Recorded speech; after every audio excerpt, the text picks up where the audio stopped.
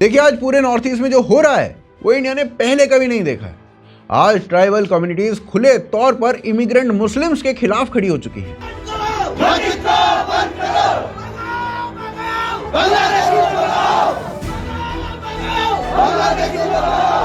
कहीं tribal youth मस्जिदों की सर्वे कर रहे हैं। देखो ये मेंटेलिटी देखो, अल्लाह से बड़ा कोई नहीं है, तो हम लोग यहाँ में किसको पूजा कर रहे हैं? गधा है, हम लोग बुद्धू है, गधा है।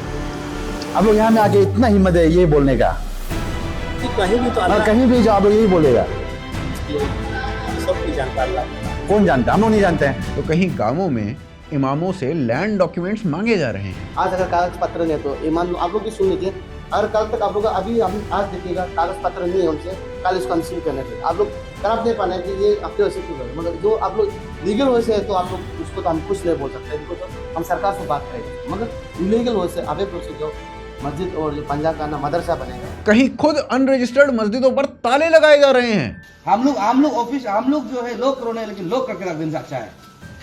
आपका मदीना मस्जिद को बंद करके रखा है, इसको बंद करना चाहिए। और उसको पब्लिक पूरा आके तोड़ फोड़ करने से कौन देगा? बाद में पब्लिक आके तोड़ फोड़ करने से तो आप लोग रिस्क नहीं लेगा, सीधा सीधी बात है। हमारा स्टेट में अगर लीगल एक है तो एक चलना चाहिए, इलीगल बिल्कुल नहीं मानेगा। और कई जगह लोग साफ कहते हुए दिख रहे हैं कि अब इलीगल सेटलमेंट्स 1 इंच भी आगे नहीं बढ़ेगी। कुछ लीडर्स जो अपना बेनिफिट के लिए, अपना बोनाफाइड के लिए यहाँ में बांग्लादेशी को शरण दे रहा है, ये हमारे लिए खतरा है। इसलिए आप लोग जो पब्लिक यहाँ में आया है, अपना अपना वॉइस को रेज करो। हम लोग अप्योतिम स्टैंड है, जब तक आप लोग जिंदा है ये मस्जिद नहीं बचेगा, जितने बिल्कुल नहीं बचेगा, और जितना भी मस्जिद है कोई भी नहीं बचेगा।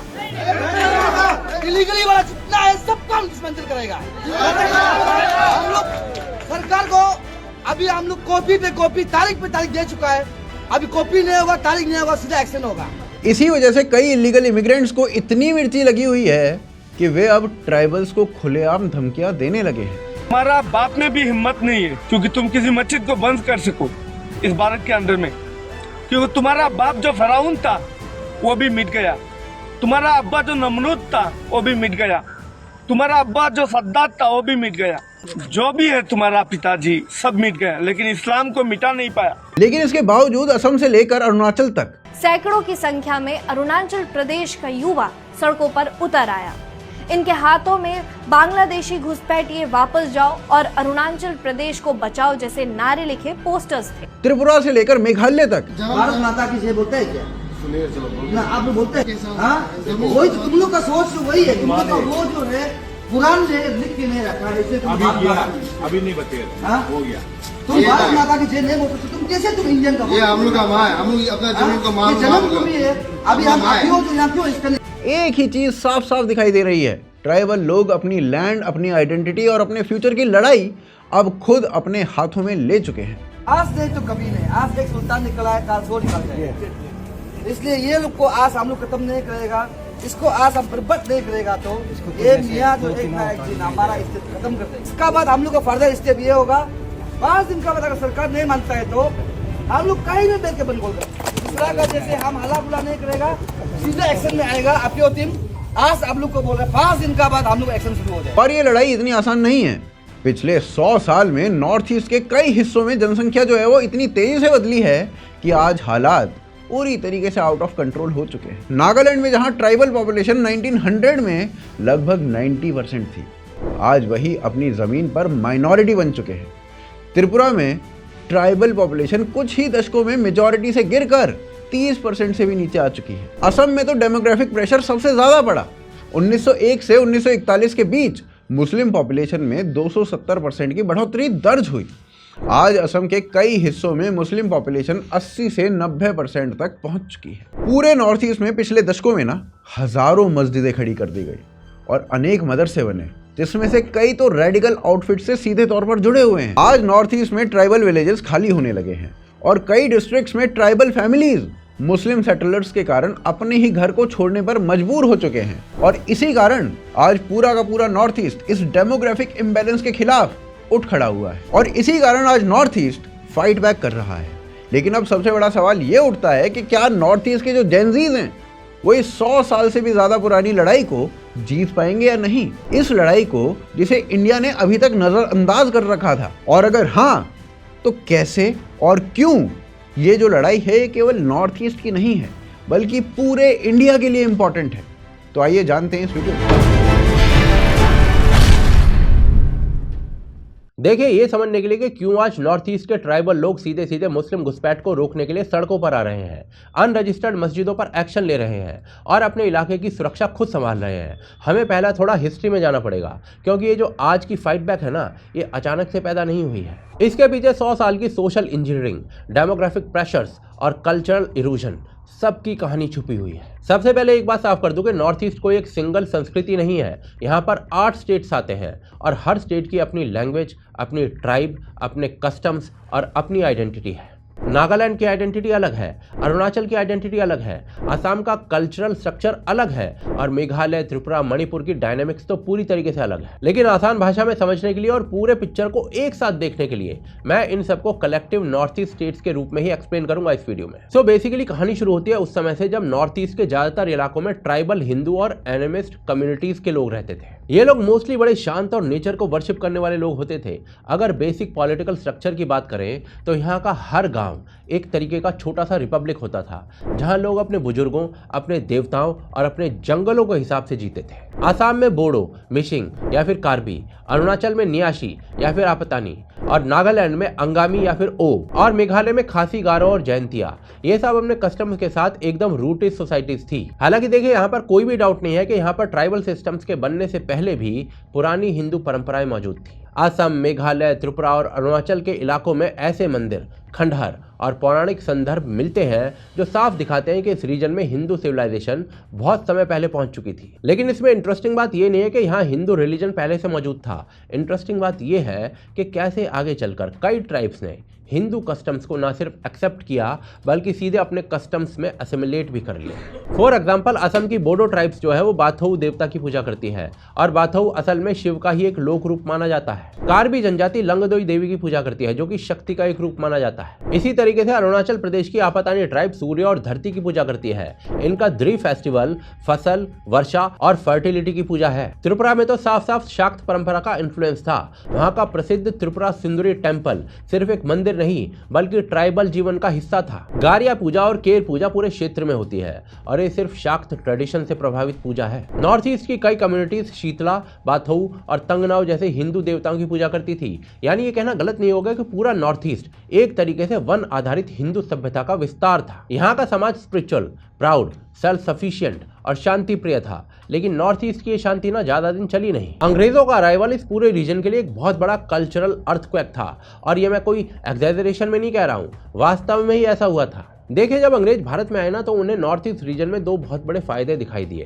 पहला इसका स्ट्रैटेजिक लोकेशन, दूसरा इसके रिसोर्सेस। चाय के बागान, टिम्बर के घने जंगल, ऑयल रिजर्व्स और फर्टाइल रिवर बेल्ट के कारण अंग्रेजी सरकार को नॉर्थ ईस्ट में मैसिव इकोनॉमिक पोटेंशियल दिख रहा था। लेकिन दिक्कत यह थी कि उस समय के ट्राइबल्स ब्रिटिशर्स के साथ कोऑपरेट करने के लिए बिल्कुल भी रेडी नहीं थे और इसी कारण से अंग्रेजों ने इस रीजन में 2 बड़े एक्सपेरिमेंट शुरू कर दिए। सबसे बड़ा और पहला एक्सपेरिमेंट था हिल ट्राइब्स को मेनलैंड इंडिया से अलग करना। अंग्रेजों ने नागालैंड, मेघालय, अरुणाचल और कई हिल डिस्ट्रिक्ट्स को एक्सक्लूडेड एरिया और पार्शली एक्सक्लूडेड एरिया घोषित कर दिया। यह कुछ ऐसा था कि जैसे किसी रीजन को रेस्ट ऑफ इंडिया से काट दिया गया हो। यहाँ बाकी इंडियंस का फिजिकल और कल्चरल इंटरेक्शन लिटरली खत्म सा कर दिया गया था, पर क्रिश्चियन मिशनरीज को पूरी छूट दी गई थी। मिशनरीज ने यहाँ पर स्कूल खोले, गाँवों में पहुंचे और ट्रेडिशनल ट्राइबल बिलीफ सिस्टम को बैकवर्ड बताना शुरू कर दिया। ये वही क्लासिकल कॉलोनियल स्ट्रेटेजी थी जिसे आप कल्चरल रिप्लेसमेंट मेथड भी कह सकते हैं। इसका सिंपल सा मतलब है, अगर आप लैंड को कंट्रोल करना चाहते हो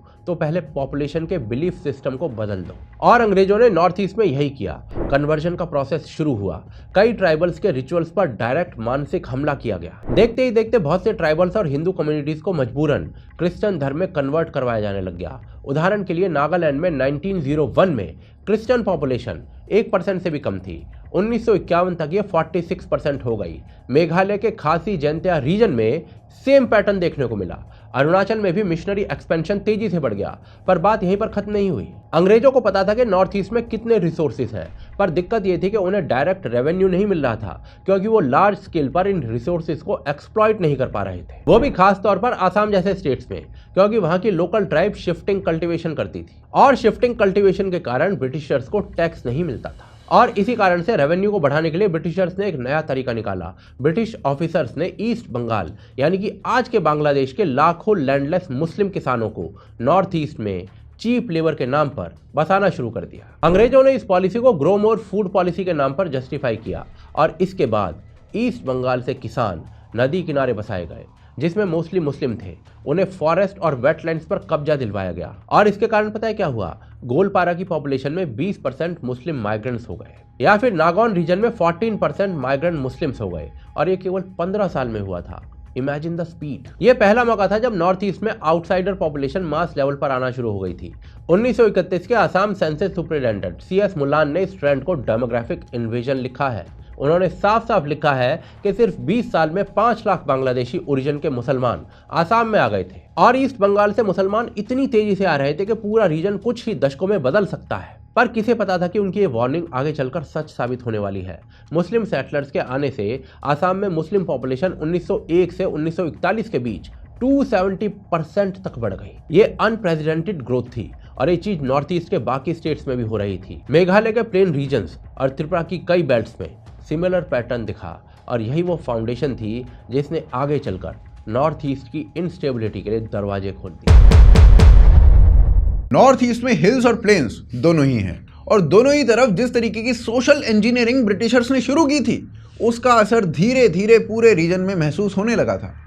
एक तरफ हिल सोसाइटीज अपने ट्रेडिशनल बिलीफ सिस्टम के वीकनिंग का सामना कर रही थी, और दूसरी तरफ आसाम वैली में ईस्ट बंगाल ओरिजिन के सेटलमेंट्स लगातार फैल रहे थे। इनफैक्ट 1940s में लाहौर सेशन में मुस्लिम लीग ने ओपनली डिमांड की थी कि Assam must be included in Pakistan. अगर उस समय गोपीनाथ बारदोलाई और श्यामा प्रसाद मुखर्जी स्ट्रांगली रेजिस्ट नहीं करते तो असम आज पाकिस्तान का हिस्सा होता।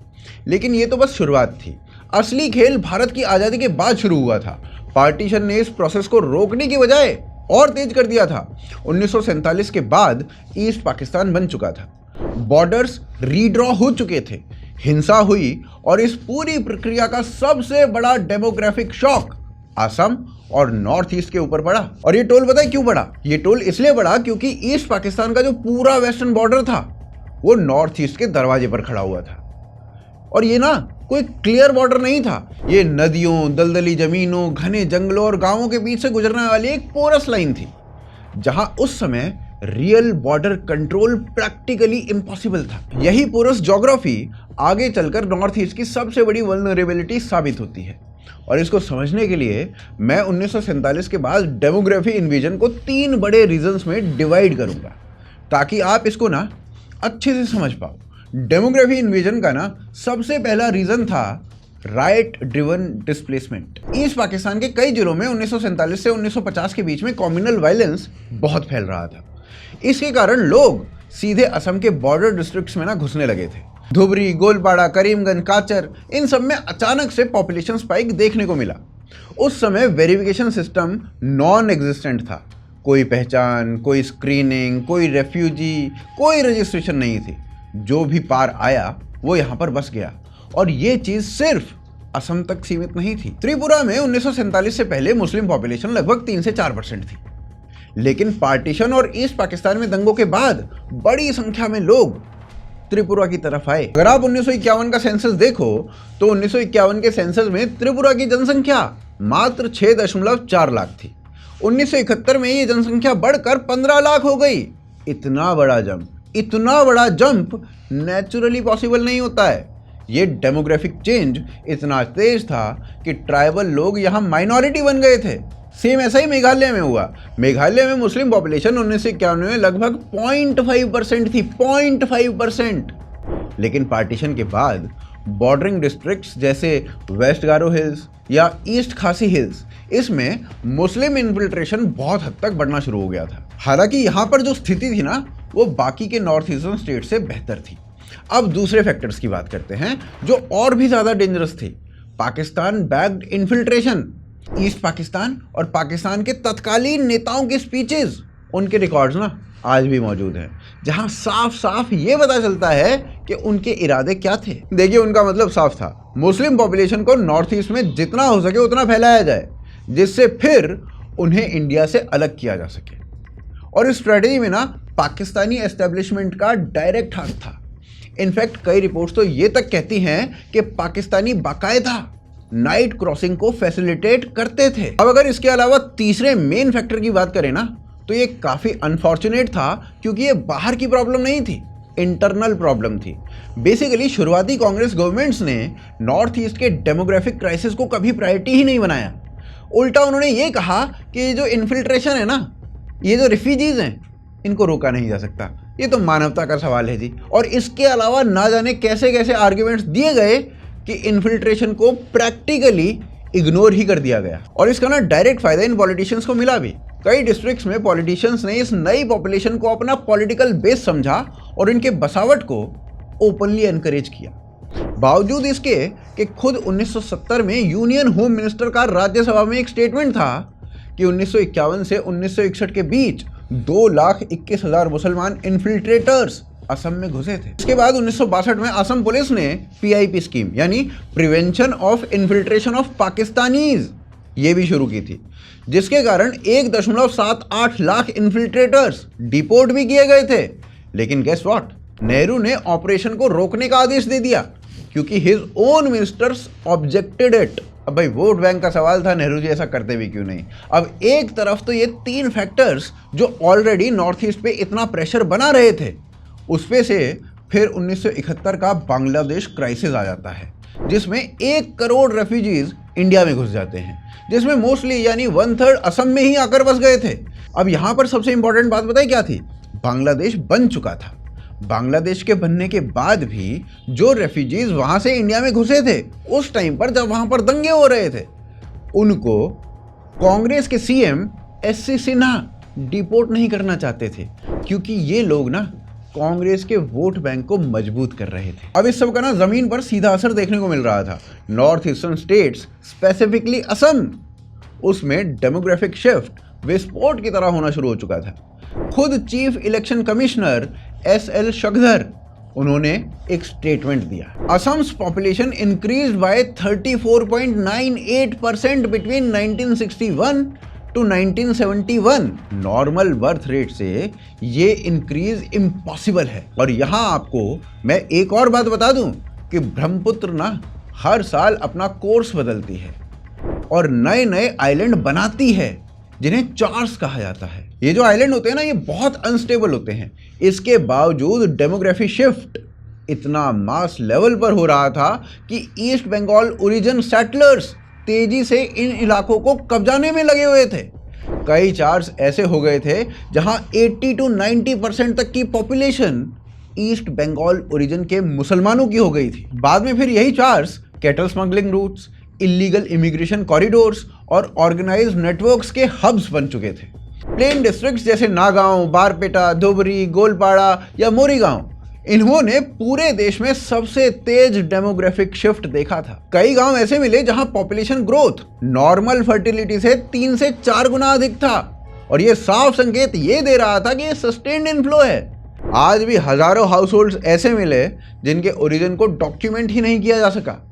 सिर्फ असम ही नहीं, नॉर्थ ईस्ट के बाकी स्टेट्स भी इस डेमोग्राफी शिफ्ट का बड़ा शिकार बने। फॉर एग्जाम्पल, आप त्रिपुरा की बात करो, 1948 में त्रिपुरा की ट्राइबल पॉपुलेशन मेजॉरिटी में थी, लेकिन कुछ ही दशकों में बांग्लादेश ओरिजिन पॉपुलेशन की एंट्री इतनी तेज हो गई कि त्रिपुरा की ट्राइबल कम्युनिटी अपनी ही जमीन पर माइनॉरिटी बन गई। 64% ट्राइबल पॉपुलेशन गिरकर 30% से भी नीचे आ गई।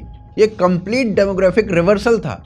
इनफैक्ट आज वहां करीब करीब 1000 मॉस्क्स हैं। कंपैरिजन के लिए मैं बता दूं कि इतने मॉस्क ना दिल्ली, हिमाचल प्रदेश, छत्तीसगढ़, इन जैसे राज्यों में भी नहीं है। और सिर्फ मस्जिदें ही नहीं, इसी दौरान अनरेगुलेटेड मदरसों का भी नेटवर्क एक बनना शुरू हुआ। कई इन्वेस्टिगेटिव रिपोर्ट्स ये दिखाती हैं कि कई मस्जिदें बिना लैंड डॉक्यूमेंट्स के बनाई गई, कई फॉरेस्ट लैंड के ऊपर बनाई गई, या फिर बहुत सारी तो ऐसी हैं जो गवर्नमेंट की लैंड के ऊपर बना दी गई। और कई नॉर्थ ईस्ट के जो मदरसे हैं वो तो रेडिकल एक्टिविटीज में इन्वॉल्व मिले हैं। फिर सेम यही पैटर्न आपको मेघालय के प्लेन बेल्ट्स, गारो फुटहिल्स और अरुणाचल के कुछ लोलैंड पॉकेट्स में भी देखने को मिलता है। पर देखिए, ये डेमोग्राफी शिफ्ट एक बार को लोग सह भी लें, लेकिन दिक्कत ये थी कि जो डेमोग्राफिक इन्वेजन था वो धीरे धीरे कल्चरल इन्वेजन भी बनने लगा था। जहां भी माइग्रेंट मुस्लिम सेटलमेंट्स बढ़ने लगती, वहीं आइडेंटिटी रिप्लेसमेंट भी शुरू हो जाता।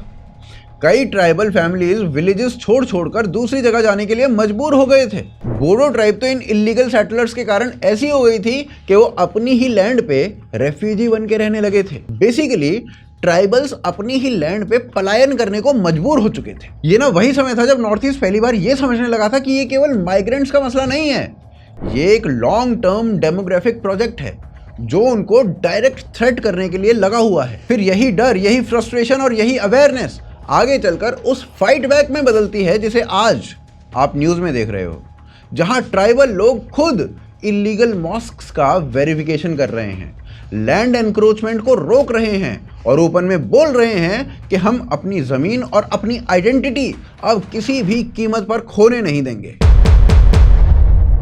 देखिए, आज नॉर्थ ईस्ट में डेमोग्राफिक दबाव काफ़ी रफ्तार से बढ़ रहा है और ये मैं नहीं बल्कि खुद कई न्यूज़ चैनल्स अपने इन्वेस्टिगेशन में बता रहे हैं। लेकिन आगे आने वाले सालों में वहाँ कुछ डेमोग्राफिक शिफ्ट्स देखने को मिले। The situation in the in the country as a whole, and especially for us, the northeastern state, which is bordering to Bangladesh, is not that conducive. So we really wanted to make sure that the fencing, the boundary fencing, needs to be complete. The demography of Northeast is slowly changing, and one day a time will come when the population of illegal Bangladeshi immigrants will exceed 50% of the population. इन सब चीजों के कारण plain areas में land encroachment बढ़ रहा था, river belts migrant cluster से भर चुके थे और कई डिस्ट्रिक्ट्स में ट्राइबल फैमिलीज अपने गांव को छोड़कर दूसरी जगह जा रहे थे। वहीं दूसरी तरफ हिल सोसाइटीज क्रिश्चियनाइजेशन के कारण कल्चरल शिफ्ट देख रहे थे।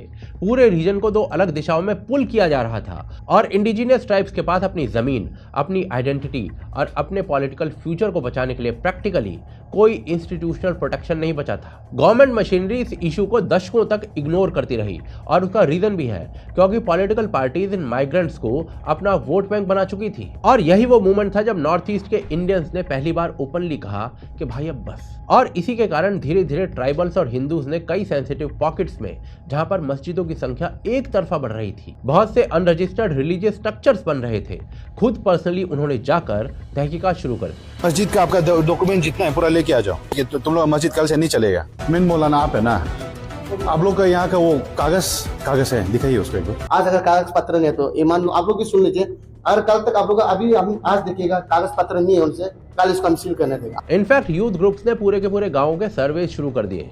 कई जगह उन्होंने उन लोगों से जमीन के रिकॉर्ड्स मांगे जो नई बस्तियां बसाने आए थे, लेकिन 90% केसों में कोई भी लैंड डॉक्यूमेंट मौजूद ही नहीं था। ये वही इलीगल सेटलमेंट था जिसने दशकों से डेमोग्राफिक क्राइसिस को फ्यूल किया था। इसी समय ट्राइबल कम्युनिटीज ने यह भी ऑब्जर्व किया कि कई गांवों में मस्जिदें बिना किसी परमिशन, बिना लैंड डॉक्यूमेंट और बिना विलेज कंसेंट के, उनकी मर्जी के बनाई जा रही हैं। कई बार पॉपुलेशन गांव के अंदर 20-30 लोगों की होती थी, लेकिन मस्जिद का जो स्ट्रक्चर है वो एक परमानेंट बड़ा स्ट्रक्चर होता था। देखिए इंडिजिनियस, हम लोग बांग्लादेशी एजेंट्स है और जिस प्रकार से गलत रूप से आप बना के रखा है इसका खिलाफ है। असम और त्रिपुरा जैसे स्टेट्स में ट्राइबल यूथ ग्रुप्स ने अनरजिस्टर्ड मस्जिदों और इलीगल मदरसों की लिस्ट बनाना शुरू किया और इन लिस्टों को खुद अथॉरिटी को जाकर सौंपा और इसके बाद वहाँ की जो गवर्नमेंट है वो भी वहाँ पर एक्शन ले रही है। लेकिन एक दिमाग में हमेशा ये बैठता है, आप लोग बोलते हैं हर मुस्लिम जो है टेररिस्ट नहीं होता है, लेकिन हर टेररिस्ट मुस्लिम क्यों होता है? सबसे बड़ा सवाल है। तुम भारत माता की जय नहीं बोलते तो तुम कैसे तुम इंडियन का? ये हम लोग का माँ है, हम लोग अपना जमीन का माँ है। स्टेट गवर्नमेंट लोकल यूथ के इस इनिशिएटिव को डायरेक्टली सपोर्ट कर रही है और खुद अब इन इलीगल जमीनों पर बने मदरसों और मस्जिदों पर ताले लगा रही है। योगी तालो स्टेटमेंट है, जितना इलीगल है ना, जहाँ जहाँ उसका इलीगल उसका हटाओ बोला है, खुद योगी तालो बोलने वाला है, उसका स्टेटमेंट मेरे पास अभी भी है। ठीक है, कंकड़ नाला को इसलिए हम 27 को हम बात किया, उधर क्लोज करके रख दिया, ओपन कर रख दिया। अभी योगी तालो को फोन लगा, हम बात करेगा, अगर इलीगल तो बंद करना पड़ेगा, एनी हाउ। इनफैक्ट अब इलीगल बांग्लादेशी मुस्लिम्स पर भी स्ट्रिक्ट एक्शन लिया जा रहा है, जिससे वो कुछ हद तक भागने पर मजबूर हो चुके हैं। जो एक समय तक ट्राइबल्स को पलायन पर मजबूर करते थे, अब वही बांग्लादेशी मुस्लिम्स मजबूर हैं। और सबसे इंटरेस्टिंग बात यह है कि आज ये सिर्फ आसाम तक लिमिटेड नहीं है, सेम चीज अरुणाचल प्रदेश में हो रही है। देखो सिंपल सा बात है, ये इलीगल है तो इलीगल है, उसको हटा दो, इसको एक्स्ट्रा बात नहीं करनी। आपका मालिक को बंद तो बंद, काल परसों तो बंद करा दो। या फिर त्रिपुरा में भी हो रही है। In a coordinated operation against border infiltration, Tripura police and the border security force arrested 5 Bangladeshi nationals for illegally crossing into Indian territory. Meghalaya से भी ऐसे ही वीडियो सामने आ रहे हैं। मेघालय में तो खासी और जयंतिया यूथ ग्रुप्स ने कई प्लेन बेल्ट्स में वेरिफिकेशन ड्राइव शुरू किए हैं। विलेज काउंसिल्स ने साफ साफ रूल बना दिया है कि अब कोई भी नया रिलीजियस स्ट्रक्चर, चाहे वो मस्जिद हो या फिर कोई भी बिल्डिंग हो, बिना गांव वालों की मर्जी के नहीं बनेगा। और इन सब बातों से साफ साफ दिख रहा है कि नॉर्थ ईस्ट के भारतीय अपनी आइडेंटिटी को, अपनी पहचान को आसानी से मिटने नहीं देंगे। देखिए, नॉर्थ ईस्ट में जो फाइट बैक आज आप देख रहे हो ना, उसे सिर्फ कुछ ट्राइबल ग्रुप्स का लोकल एजिटेशन बिल्कुल मत समझिए। ये सिर्फ इलीगल सेटलमेंट्स को रोकने की कोशिश नहीं हो रही है, ये सिर्फ अनरजिस्टर्ड मस्जिदों की वेरिफिकेशन नहीं हो रही है। ये पूरा मूवमेंट है इंडिया की territorial stability, cultural identity, cultural continuity और नेशनल सिक्योरिटी का। चलिए इस बात को ना मैं आपको ढंग से समझाता हूँ कैसे। देखिए, रीज़न बहुत सिंपल है। नॉर्थ ईस्ट भारत का सबसे स्ट्रैटेजिक रीजन है। अगर यहाँ डेमोग्राफिक बैलेंस टूटता है तो इसका असर सिर्फ असम या मेघालय तक सीमित नहीं रहेगा, इसका सीधा असर पूरे देश की सिक्योरिटी पर पड़ जाएगा। और ये समझने के लिए ना हमें सबसे पहले तो नॉर्थ ईस्ट की ब्रीफ ज्योग्राफी को समझना पड़ेगा। पूरा का पूरा जो नॉर्थ ईस्ट है ना, वो एक बहुत ही नैरो कॉरिडोर से रेस्ट ऑफ इंडिया से जुड़ता है, जिसे आप सिलीगुड़ी कॉरिडोर या फिर चिकन स्नैक भी कहते हो। ये केवल एक 22 किलोमीटर चौड़ी पट्टी है। अगर यहाँ जरा भी डेमोग्राफिक चेंज होता है तो इस रीजन में ना जियोपॉलिटिकल इंस्टेबिलिटी बढ़ जाएगी, क्योंकि north east practically land connectivity से कट हो सकता है।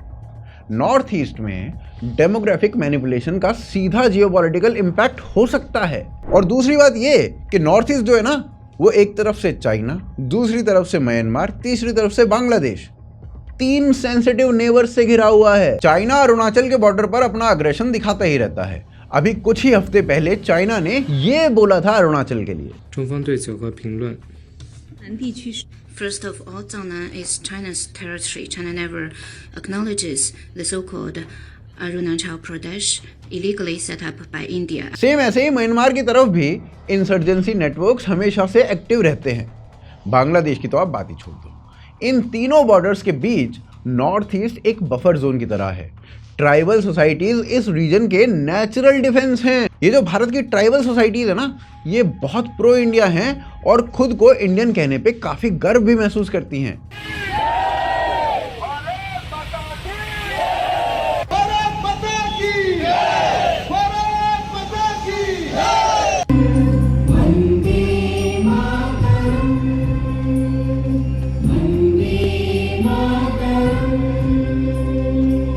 इसी कारण पूरा का पूरा जो नॉर्थ ईस्ट रीजन है, बावजूद इतने चैलेंजेस के, आज भी इंडिया के साथ जुड़ा हुआ है। लेकिन अब अगर नॉर्थ ईस्ट के ओरिजिनल लोगों की ही डेमोग्राफी उस रीजन से कमजोर हो जाए तो ये बॉर्डर ना प्रोटेक्शन के लिए सीधा खतरा बन जाएगा। और देखिए, अगर कोई भी ट्राइब अपनी जमीन खो देती है तो वो अपनी भाषा, अपने फेस्टिवल्स, अपने ट्रेडिशंस, अपने इंस्टीट्यूशंस, अपनी हेरिटेज सभी को खोने लगते हैं। और आइडेंटिटी डिस्प्लेसमेंट एक बार अगर हो जाए तो उसे वापस लाना लगभग इम्पॉसिबल हो जाता है। नॉर्थ ईस्ट की जो ट्राइब्स है ना, वो इसी फियर के कारण आज संगठित हुई हैं और उन्हें पता है कि लैंड लॉस कल्चरल एक्सटेंशन की पहली सीढ़ी है। ये सिर्फ हेरिटेज की बात नहीं है, ये गवर्नेंस की भी बात है। जब कल्चरल फ्रेगमेंटेशन बढ़ती है तो रीजन में पॉलिटिकल फ्रेगमेंटेशन भी बढ़ जाती है। पॉलिटिकल फ्रेगमेंटेशन इंसर्जेंसी को फ्यूल करती है और इंसर्जेंसी नेशनल स्टेबिलिटी को डायरेक्टली वीकन करती है। इसीलिए नॉर्थ ईस्ट का जो फाइट बैक है वो नेशनल इंटरेस्ट में बहुत ज़रूरी है और इसीलिए जो फाइट बैक है आज पूरी तरीके से जस्टिफाइड भी है। ये जो ट्राइब्स हैं किसी भी कम्युनिटी के खिलाफ हेट नहीं फैला रहे हैं, वो बस अपनी लैंड राइट्स की रक्षा कर रहे हैं। वो इलीगल सेटलमेंट्स को और डेमोग्राफिक अग्रेशन को रोक रहे हैं। वो बस इतना कह रहे हैं कि अगर कोई आना चाहता है तो वो लीगल प्रोसेस से आए।